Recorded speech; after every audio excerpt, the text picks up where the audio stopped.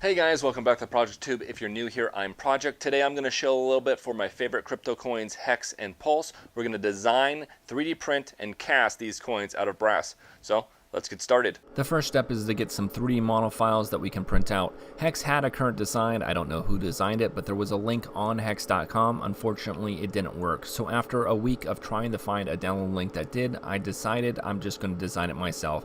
I based my design off the first design with a few small changes, and then I jumped into designing a Pulse coin design that kind of mimicked the HEX coin design as well. The next step was printing them out on the Resin 3D printer using the castable resin. It took a little trial and error on the orientation to get some good quality prints, but in the end I ended up with 3 of the HEX coins and 3 of the Pulse coins for a total of 6 coins. Here's a shot of it all sprued up.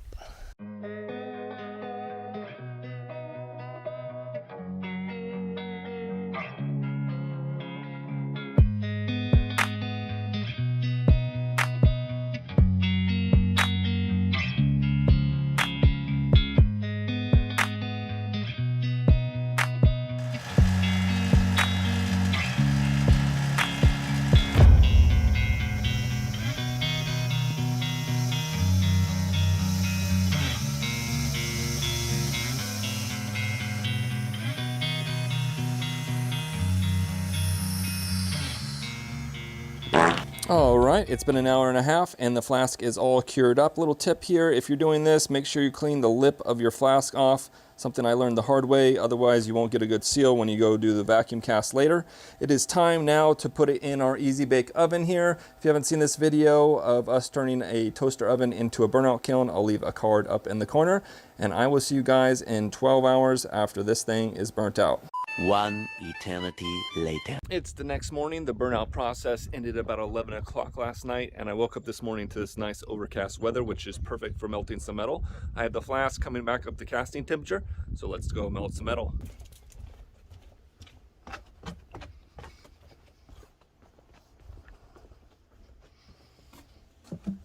Well, we're waiting for our flask to get up to casting temperature around 1100 degrees. Let's go ahead and get our metal sorted, what we're going to melt. I think I'm going to melt these 2 ingots just kind of to combine them. This is way more metal than we'll need, but we'll go ahead and melt these out. Those are from previous casting. And then last week's filled casting of the skull, we'll go ahead and remelt this all up into one thing. And then we'll have enough metal to do these coins and then a nice chunky ingot.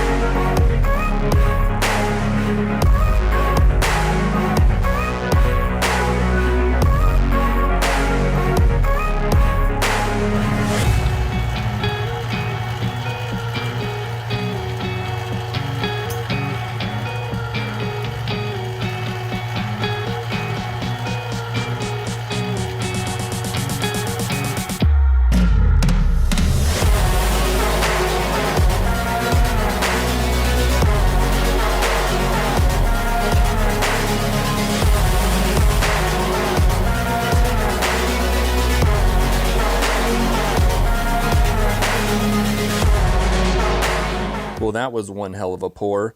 Everything has to line up. There's several pieces moving when you're doing a pour like this. You got the vacuum pump, you got the heated flask, you got the metal melting in the foundry. And I was trying to get a second angle with my GoPro here, and I set it all up, had everything moving, and the card was full on the GoPro. And then the battery started dying on my regular camera. So I was rushing to do it, got the metal out, poured it. You're supposed to pour fast, and I poured way too fast and overflowed the flask, and it pretty much ruined my silicone gasket. It's not terribly expensive, and it may still work. Maybe we'll flip it over, maybe it'll work. But either way, We got it cast. Let's go quench this thing.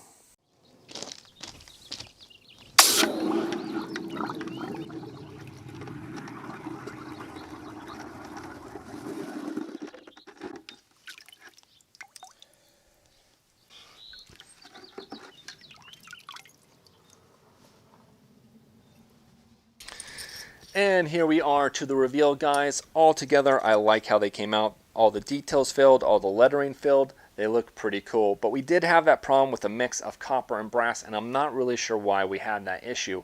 I don't see a lot of the zinc burning off. So if you know what the issue was, leave a comment down below. I'd appreciate it. If you want to help this channel out by supporting it, you can like, subscribe, and share this video. You can also donate Hex or Pulse when it comes out to the address below. If you don't know anything about Hex or Pulse, I'll leave addresses to where you can find out more information about them. Also, here's a little quick peek of what we got coming up next week for Easter. A pretty cool, intricate Easter egg we'll try casting. And as always, guys, I will see you next time.